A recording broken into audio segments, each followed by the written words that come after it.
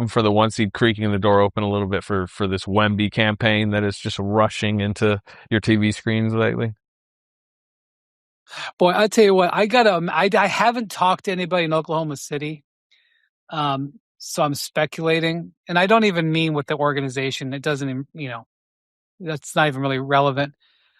He If you're a means Thunder fan guy on the ground, just Oklahoma's Bricktown. He wants to walk around Bricktown and pull people. That's what he wants to like do. everybody else from Nebraska last week, Oh man, I got to imagine. I got to imagine that that if you're a Shai fan, you're pretty annoyed with the concept that he's somehow getting caught by Victor.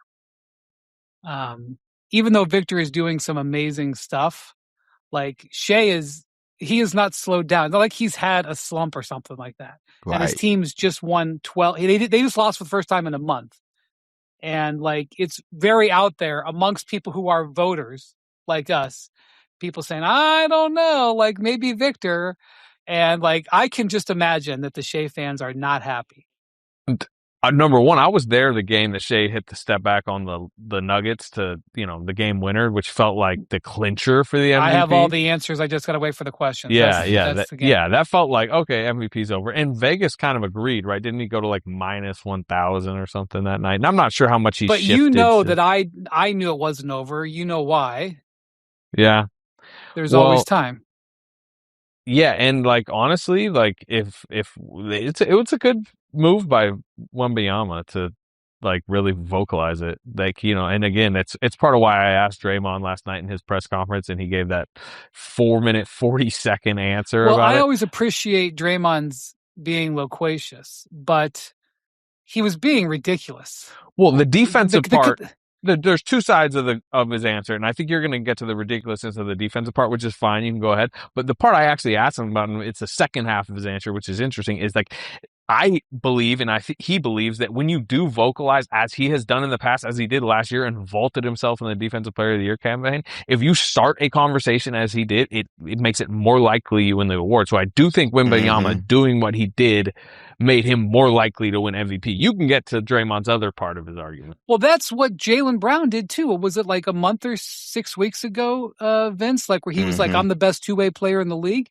Regardless of whether it's true or not, it started a lot of people talking about how great of a two-way player he is.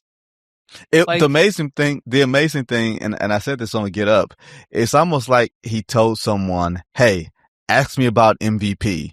And then someone asks him and he says, it's funny you should say that about MVP. Here's what I think about it. I have a 3-point PowerPoint plan on why I believe I am MVP. I have zero problem with a player advocating for himself. The funniest part to me was he said there's a bit of a debate going on.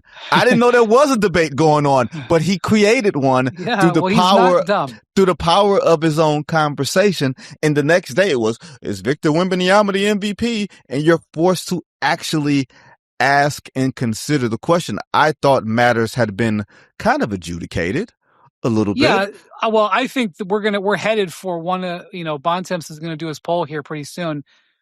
It's going to be one of the most consequential Bontemps polls we've ever seen, because that last poll that Bontemps has done, not only has it predicted a bunch in a row. I think it's like 4 or 5, and I don't know. I don't want to put it on the spot, but not only has he been nailing the winner, but he's been nailing the percentages. Like in the last couple of years, he got within like 1 or 2% of the right votes. He does a really smart thing, which is he literally just asks the people that are going to be voting. He asks me every time. I vote every year. I mean, are you saying that Wendy is giving Bontemps too much credit? No, I'm saying he's giving him the proper credit, but the reason he gets it right is because he does this smart thing and he goes and he asks the people that are actually voting. Well, you know what? It's not really a poll. I mean, it is because he's, the NBA doesn't publish the list of 100 voters, and they haven't even selected them yet. So he can't for sure know the 100. Yeah, he's not going 100 for 100, but he's going to really smart subsection. Likely. Of it. I think what it's called in the political world, likely voters. And he's not doing 10 voters. He's doing 100. So he's doing them in all the markets. Like every time he does one, I feel like I've got to tell everybody, because I don't think, people probably are annoyed, but like he goes to, the NBA voters, there's two in every market, I think, right, Vince? Mm-hmm. 2 in every market, so that's 60. Yep. And then the other 40 are made up of international and national media in all the phases: broadcast, writing, team media, national media, etc. Hey, buddy. He goes, yeah. And he makes you give you all 5. Like, give me your ballot, That's right. not just like who and he got as harasses MVP. you. Yeah. Get your ballot. And you know what's funny, Wendy? There was 1 year out of the last 16 that I've not had an MVP or a postseason award. And I'm still pissed at both teams for the reason why. I was transitioning. That sounds like a bad word. I was going from Detroit to Chicago, from covering the Pistons to covering the Bulls. I covered the Pistons for maybe like 47 games or somewhere around there. And what happens is the teams tell the league, oh, here are the beat guys. These are the guys who have been covering us all year. That's right. The Bulls thought the Pistons were putting my name down. The Pistons thought the Bulls were putting my name down. Neither side put my name down, even though I covered like a grand total of like 85 regular season games all told. So I did not have an MVP vote in 2014-15, where Steph won his first MVP and all that. And I was despondent. Who would you have voted for? No, Steph would have got my vote that year for MVP. Okay, well, they won like 60. Changed. They won like 65 games or whatever. 67. It was. 67. There you go. Yeah. 6-7. First Steve Kerr season. Okay, so the Bontemps poll will be interesting when it comes out. By the way, like as any player will tell you, there's downsides to dealing with the media. And, annoyances and things that, infuriate them, whether it's fair or not. So you might as well use the entire spectrum of it, So when you have an opportunity, I mean, that's what I'm saying. Victor's smart. As for what Draymond said, what was annoying about what Draymond said was that he talked about basically a straw man argument, which is, why does anybody have to say that, it's the defense? What did he say exactly, Slater?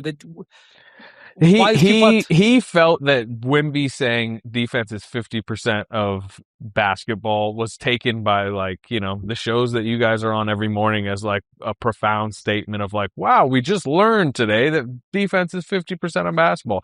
Obviously, it was kind of in a lot of ways the self-serving side of his. Yeah, he was burnishing his own resume. Yeah, well, welcome to the world of Draymond Green. I know. Yes, and by the way, he took the question, gobbled it up through his lens, and then definitely had motives within his answers, delivered it very animatedly and entertainingly, ticked off Brian Windhorst, always a great checkpoint. But yeah, I mean, that was him saying, hey, we need to pay more attention to defense as a viewing public. Well, let me just say 2 things and then we'll move on. One, Draymond, while he's had difficult days and weeks in his career, he is going to go into the Hall of Fame. He has 4 championship rings. He has a gold medal. He is made hundreds of millions of dollars, and he's regarded as one of the best defensive players of his generation. He's doing okay. That's number 1. Number 2 is the defense has always been a part of the MVP vote. Yes, there are years when like Nikola Jokic wins where defense matters less, but I won't even spend the time to go back and list all of the players who were honored for their defense the same year they won the MVP. All 4 years, for example, LeBron won MVP. He was all defense, which did not happen every year of his career. I think out of 23 years, LeBron made all defense 6 or 7 times. He won MVP 4 times. It wasn't like he made it 19 times. Jordan won. He was on the all defensive team 4 of the 6 times he won MVP. Obviously, a couple years ago, Giannis won Defensive Player of the Year and MVP. I can go on and on and on. I mean, Kareem Abdul-Jabbar made like 12 all defensive teams, and he won all those MVPs. I didn't look it up, but I'm sure that many of those years he was all defense. I will say this. I will say this to some degree. You could make the case that Victor's a more impactful defensive player than offensive player. And very rarely. I don't even think there's a case. I think that's absolutely true. Right. And what my point is, only with maybe Olajuwon, when Olajuwon won it in 94, and maybe David Robinson in 95, but I think he's a better offensive player.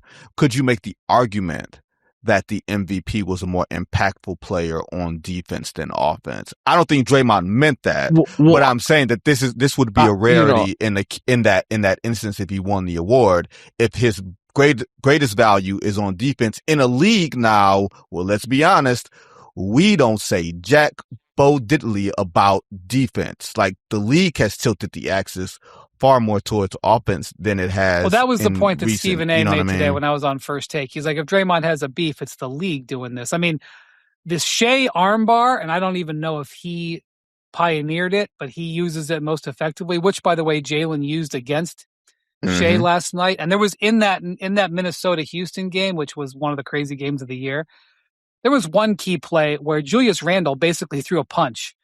He shoved, I can't remember if it was Şengün. He shoved that arm so hard that it almost registered on the radar gun at Target Field. That's how much he threw that arm. And it was like, referee was like, yeah, no problem. You're making a good point. Can I do a Vince Goodwill trivia question? I don't know the answer to this, but the way, right? Because he's the trivia guru. Did he? Did it again. Yes. Okay, well, I have a trivia question for him right here. And again, I don't know the answer. Maybe Jackson can look it up as I'm sorry, Slater. What was the question that you got right? The question was from Himbo, of the players who won back-to-back MVPs, who has the highest scoring average of those 2 years? And the answer was Kareem Abdul-Jabbar, then Lou Alcindor, in the 2 years he won it, the first, I think his second and third year in Milwaukee, where he might have averaged 31 and 34 or something like that. I'm sorry, say that again. Who had the higher scoring average? The highest scoring average if you won MVP back-to-back, who's the player who scored the most? In other words, this is like a Luka-based question, right? A Shai-based question. Shai. Oh, Shai. Well, Luka's the most who won their second, like if you were on. No, you have to win back-to-back MVPs. Okay. Yeah. Let me. Oh, so my question, my trivia question for Vince. When and if has it ever happened, or how recent has the MVP also won Defensive Player of the Year? Because it's a little more like Wemby's winning Defensive Player of the Year. Giannis won both. Yeah, Giannis won both in 2019. And I think it not happened since Elijah won, or did Duncan? And Elijah did it. Elijah did it in 94. And Duncan never won Defensive Player of the Year, believe it or not. Interesting. Okay. Thank you, Draymond was right. Guru. Draymond was right. Oh, there we. How did we get you here? Jackson has the three guys. And Jordan did it in '88. He was the first. Jordan, Olajuwon, and Giannis. It's happened 3 times. There you go. But it might be 4. I was put it this way. I think it's going to be Shai. I think it's going to be so Shai. Right now I would probably vote for Shai, but I would say that I do think that regardless of what Wembanyama's pitch was, I do think that voters are looking for a reason to vote for Wemby. And if the Spurs pass the Thunder, that could be a reason. The question is, okay, if they pass the Thunder, because I think McMahon has said that, maybe it was today or yesterday or something of the sort, that if they pass the Thunder, it's an easy choice. How close do the Spurs have to get without surpassing them? Like, it's 2 games now. Well, how about this? How about they tie and they have the tiebreaker? They win the tiebreaker. Then they win. Then they pass them. Then